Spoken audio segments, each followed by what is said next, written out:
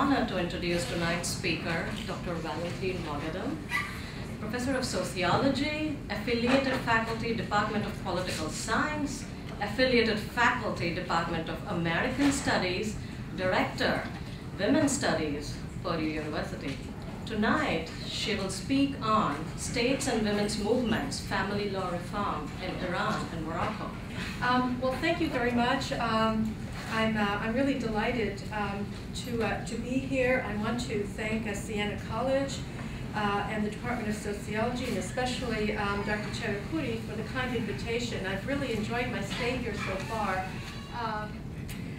Okay. Now, in October of 2003, the Moroccan monarch, who is also known as the country's commander of the faithful, issued a statement to the nation in which he endorsed the recommendation made by a royal commission that the country's long-standing family law, the highly patriarchal Mudawana, be reformed. In early 2004, the Moroccan parliament approved legislation to adopt a more gender egalitarian family law. The reform was hailed as a major victory for women's rights in Morocco and for the women's movement, which had worked for over a decade to achieve this goal. And this reform was widely reported in the international press.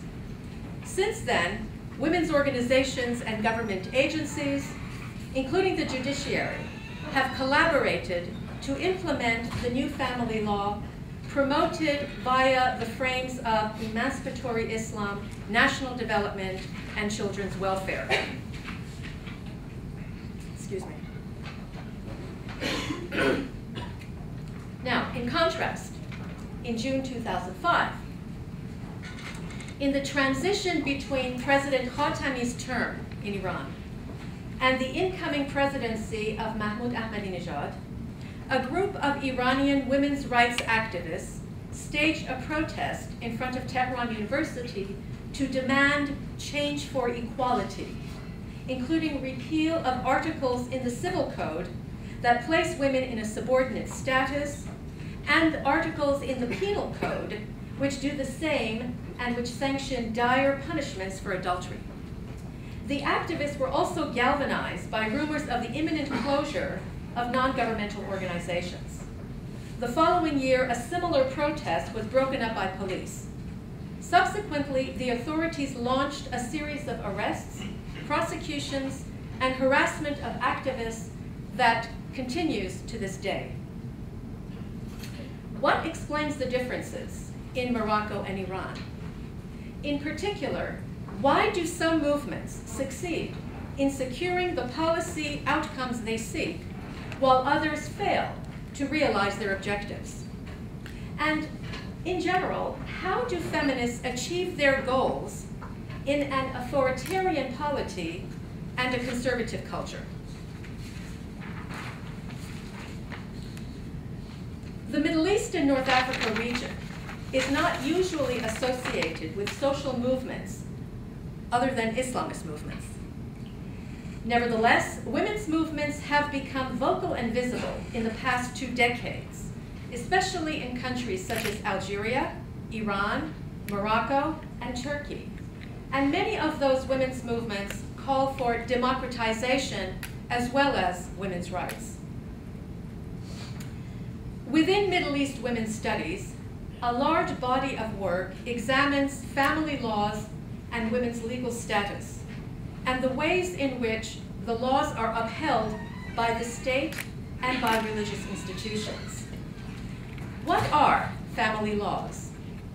Family laws are sometimes discrete bodies of legislation that cover marriage, divorce, child custody, and inheritance, such as the personal status codes, Code de Statut Personnel, of Algeria, Morocco, Tunisia, and Lebanon. In other countries, such as Iran and Egypt, they are articles that are inscribed in the Civil Code. Based on conservative interpretations of the Sharia, or Islamic law, and on one or another of the 5 Islamic schools of jurisprudence, 4 Sunni, 1 Shia, Muslim family law places women in positions of subordination and men in positions of authority within the family. Male kin have many more privileges than female kin. Women are required to obtain permission from a father, brother, or husband for access to an array of services or activities. And the children belong to the paternal line. In the past 2 decades, the reform of family laws has become the focus of feminist collective action throughout the Middle East and North Africa. Now, research confirms that not all women's movements or organizations are feminist movements or organizations. And studies have demonstrated the ways in which women have been mobilized into nationalist movements, left-wing movements, and Islamist movements.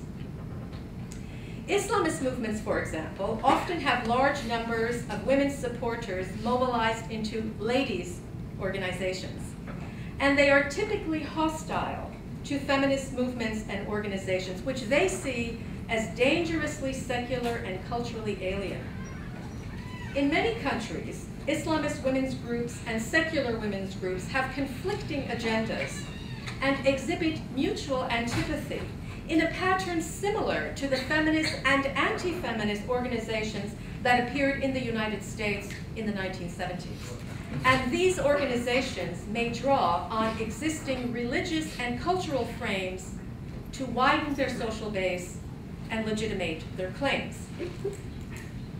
Such a strategy is perhaps indispensable in a cultural context of widespread piety and strong Islamic institutions.